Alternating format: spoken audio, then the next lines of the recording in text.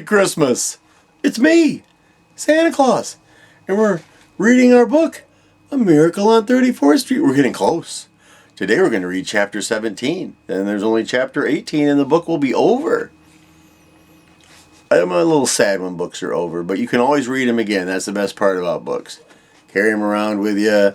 You don't have to worry if it has a battery or anything like that. As long as you've got some way to be able to see the pages, you can read a book. And if you need to have someone read it to you, I'll be happy to take care of that for you, okay? So let's go ahead and we're going to go with chapter 17 of A Miracle on 34th Street. In the judge's chambers the following afternoon, Charlie Halloran was at his honor again. The publicity on the Kringle hearing had reached unheard of heights. Why, they're writing big headlines about it. I've read the papers too, said Harper dryly. But what could he do? He had his position to think of, his duty towards his office. Charlie didn't care how he did it. He had to set Kringle free. Today is Christmas Eve, Henry, and if you sentence Santa Claus to a padded cell on Christmas Eve, you're liable to be picketed, or mobbed, or murdered. I don't think it would be that bad. That's just Charlie trying to make sure the judge does the right thing. The judge was really desperate now. If that Gailey boy could only figure out the slightest possible pretext of competent authority, the judge was willing and eager to give him every break. He had observed Mr. Kringle very carefully. He seemed to be nothing worse than a very kindly old gentleman, but unless something miraculous happened, he would have to accept the lunacy report and have the old man put away. Judge Harper put on his robe and entered the court. Fred was deeply worried as the trial resumed. The courtroom had grown tense, as if all present realized that the finale was at hand. Before long it would be Christmas Eve. In a few hours Santa would be starting on his annual ride over the rooftops, or else. Fred had told Chris that he had tried desperately to obtain competent authority. He had wired the mayor, the governor, and many other officials, all to no avail. Mr. Marr was reading reports from various state institutions and mental hospitals. One had 4 men who thought they were Napoleon, 2 who thought they were Caruso, 1 who thought he was Tarzan. It was clear, Marr pointed out, that delusions like Mr. Kringle's were not uncommon. This evidence was very damaging indeed. Judge Harper's face grew longer and longer as the trial proceeded. Everyone looked glum except Mr. Kringle. He was even merrier than usual. The reason was Susan's special delivery letter. It had been delivered to him just as the court had reconvened. He read it over and over again. No matter how this hearing ended, he thought his efforts had not been in vain. Marr continued reading his reports, submitting them in evidence one after the other. Fred sat there only half listening, desperately trying to figure out something. He was interrupted by a sharp tap on the shoulder. He looked up in surprise. He was one of the uniformed court attendants. He whispered into Fred's ear. Fred looked puzzled and followed the attendant out of the courtroom. Morrow was still droning on as Fred returned to his seat. Chris looked at him in surprise. His manner had suddenly changed. He sneaked a confident wink to Chris. Finally, Morrow finished. His honor turned to Fred. "Have you any further evidence to submit, Mr. Gailey?" he asked in the tone of one who knew the answer.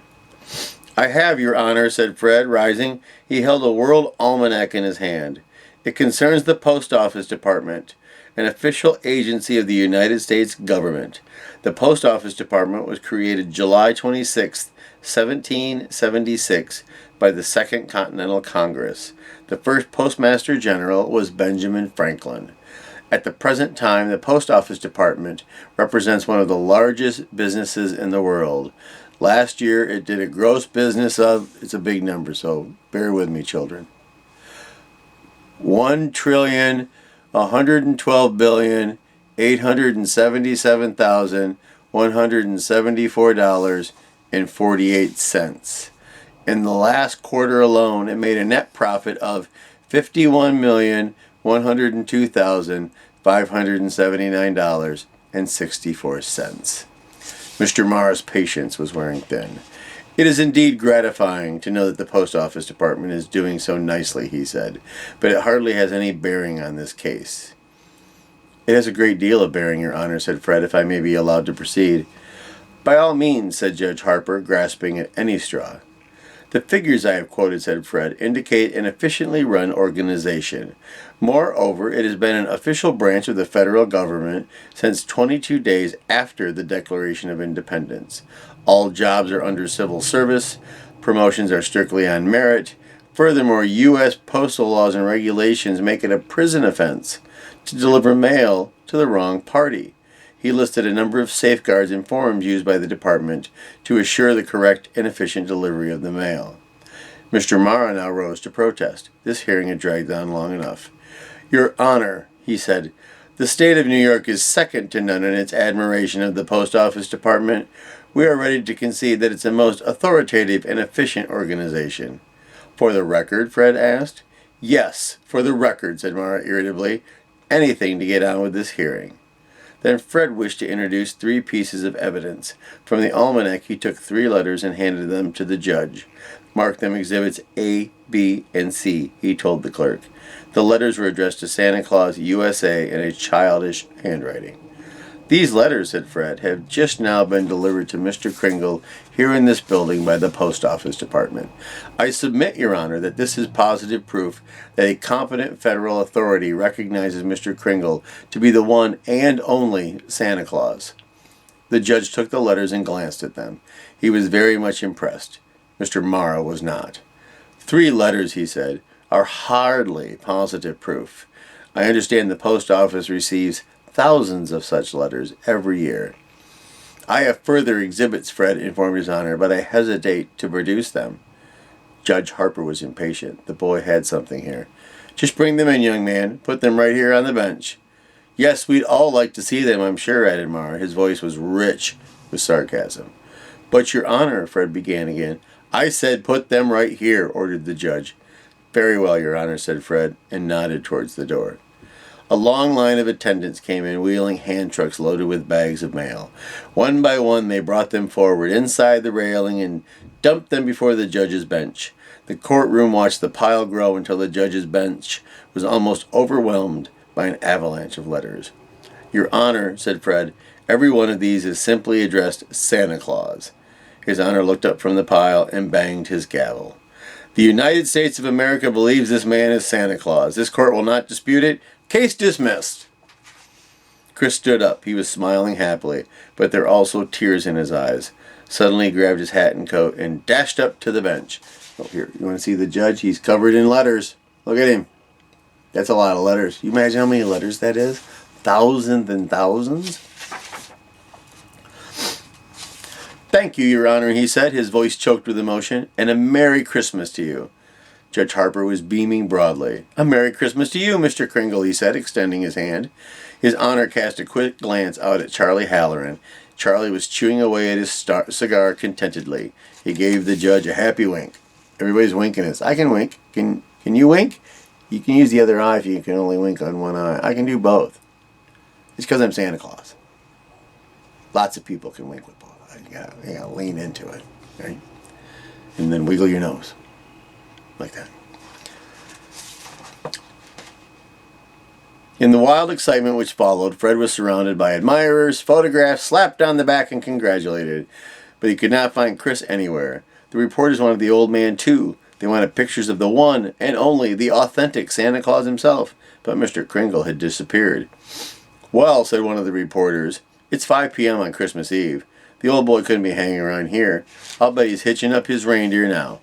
And it's just beginning to snow, too, said another. In the back of the courtroom, Doris rose with the rest of the spectators. She had slipped in to hear the outcome of the trial. Now she started for the door and then hesitated. Perhaps she ought to offer a word of congratulations to Fred. As she stood there, a couple of reporters passed her. One was handing the other a $10 bill. Here you are, said the first one, shaking his hand. I never thought he'd pull it off. That letter gag was clever. It wasn't just the letters, replied the other reporter. You got to hand it to that guy Gailey. He believed in the old man right from the start, and before he finished, he had everybody else believing in him too. The point hit home. Doris left the courtroom silently. By now, everybody was headed for the door, all except the clerk who was trying to extricate himself from the mountain of letters. Letters that were there only because a little girl had believed in Mr. Kringle and had written him a note to tell him so. On his way out, Mr. Morrow mused over what had happened. He knew he shouldn't be filled with anger and defeat, but for some reason or other, he wasn't. He actually felt rather gay and cheerful. A sudden thought struck him. He hurried ahead, glancing at his wristwatch. "Good Lord," he said anxiously. "I've got to get that football helmet." That's right. Old Tommy wants his football helmet. All right. We have one more chapter. Are you excited to find out what happens next? Aren't you glad that they proved that Santa Claus was real? I know I'm real. Look. See? It's me. Santa Claus. All right. So we'll finish up the book tomorrow. Chapter 18. I hope you're all having a great time as Christmas gets closer and closer to us. And I'll see you tomorrow. Merry Christmas! Goodbye.